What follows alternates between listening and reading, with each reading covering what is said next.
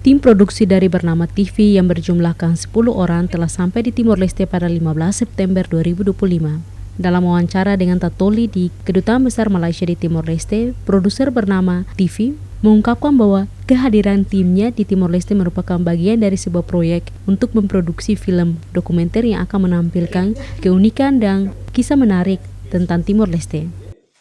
Kami datang untuk special project yang diminta oleh bernama lah untuk menyediakan satu di pihak saya dokumentari pendek berkenaan negara Timor Leste, dan kita juga sepanjang seminggu yang ada ni kami lakukan interview dengan beberapa pihak, antaranya pihak Kedutaan Malaysia di Timor Leste. Juga kita ada interview dengan pihak-pihak yang berkaitan dengan kerajaan di Timor Leste lah. So technically yang tu, tetapi on our perspective, sebagai saya sebagai pengarah atau penerbit di unit saya fokus more pada lifestyle ataupun story tentang Timor Leste, cerita Timor Leste lah, apa yang menarik di Timor Leste. Dan apa yang saya nak paparkan di rakyat Malaysia adalah apa yang unik yang berada di Timor Leste.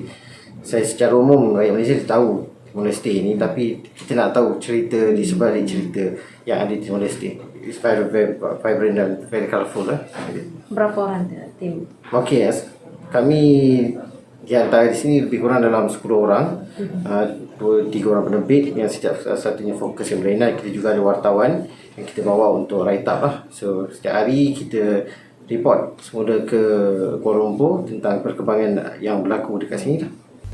Berdasarkan informasi yang diperoleh Tatoli, jadwal liputan bernama di Timor Leste akan berlangsung dari 16 sampai 22 September 2025, mencakup serangkaian wawancara penting dengan berbagai tokoh diplomat, mahasiswa, seni, ekonomi hingga Presiden Republik Jose Ramos Horta.